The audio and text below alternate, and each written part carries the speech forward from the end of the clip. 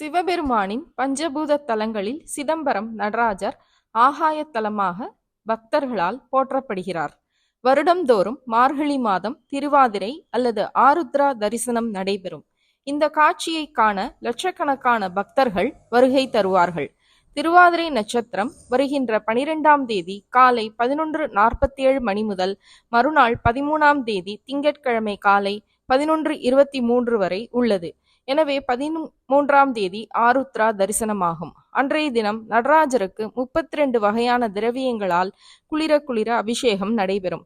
தமிழ் பொருளில் திருவாதிரை நட்சத்திரத்திற்கு வடமொழியில் ஆர்த்ரா என்று பெயர். திரு என்கிற அடைமொழி 2 நட்சத்திரத்திற்கு தான் உண்டு. ஒன்று திருவோணம், இன்னொன்று திருவாதிரை. இந்த நாளை ஆதிரை நன்னாள் என்றும் கூறுவார்கள். கிருஷ்ணனுக்கு ரோஹிணி நட்சத்திரம், ராமனுக்கு புனர்பூசம் என்பது போல் சிவபெருமானுக்கு திருவாதிரை நட்சத்திரம். ஆருத்ரா என்றால் நனைந்த என்று பொருள். சிவபெருமானுடைய கருணை கடலில் நாம் எல்லாம் நனைந்து போகிறோம் என்றுதான் நாம் அர்த்தம் கொள்ள வேண்டும். சிதம்பரத்தில் சேந்தனார் என்ற சிவபக்தர் வசித்து வந்தார். ஒவ்வொரு நாளும் ஒரு சிவனடியாருக்கு உணவு கொடுத்த பின்புதான் சாப்பிடுவார். எந்த பொருளும் கிடைக்காவிடில் ஏதாவது ஒரு பொருள் கொண்டு சிவனுக்கு நெய்வேத்தியம் செய்து அதை ஒரு சிவனடியாருக்கு கொடுத்து மகிழ்வார். ஒரு நாள் கையில் பொருள் எதுவும் இல்லை என்ற நிலையில் சிவனடியார் ஒருவர் வந்துவிட்டார். இப்பொழுது அவருக்கு உணவு கொடுக்க வேண்டிய நிலையில் தன்னிடம் உள்ள அரிசிகளை திரட்டி களியாக செய்து படைத்தார். அன்று வந்தது சிவனடியார் சிவபெருமான் தான். மறுநாள் தில்லை நடராஜர் சன்னதியை திறந்து பார்த்தபோது களி சிந்தியிருந்ததைக் கண்டு வியப்படைந்த அந்தணர்கள் இது எப்படி என்று வினவிய போது அசரீரியாக ஒலித்தது. இது என் பக்தன் வீட்டில் நான் விரும்பி உண்ட கனியமுது. இனி இந்த நாளில் நான் விரும்பி உண்ட களியமுது படையுங்கள் என்று தெரிவிக்க அது முதல் திருவாதிரை களி நெய்வேத்தியம் செய்யும் வழக்கத்தில் வந்தது.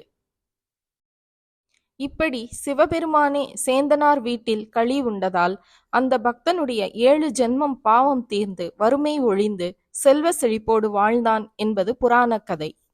இதேபோல் திருவாதிரை தினத்தன்று சிவபெருமானுக்கு திருவாதிரை களி செய்து 7 வகையான காய்கறிகள், பூசணிக்காய், பரங்கிக்காய், சர்க்கரை வள்ளிக்கிழங்கு, அவரைக்காய், கத்திரிக்காய், வாழைக்காய், மொச்சை இது போல் கிடைக்கக்கூடிய காய்கறிகளை போட்டு கூட்டு செய்து அமுது படைக்கலாம்.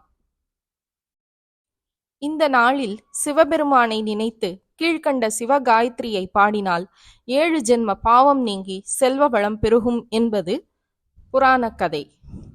ஓம் திரையம்பகாய வித்மஹே மிருத்யுஞ்சாய தீமஹி தன்னோ பரமசிவ பிரச்சோதயாத். மீண்டும் ஒரு முறை. ஓம் திரையம்பகாய வித்மஹே மிருத்யுஞ்சாய தீமஹி தன்னோ பரமசிவ பிரச்சோதயாத். இப்படி இந்த சிவகாயத்ரி மந்திரத்தை குறைந்தது 12 முறை கோயிலிலோ அல்லது வீட்டில் உள்ள சிவபெருமான் படத்தின் முன்போ மனமுருகி நம்பிக்கையோடு பாடினால் அல்லது கேட்டாலோ நல்ல பலன் விரைவில் கிடைக்கும் என்பது நம்பிக்கை.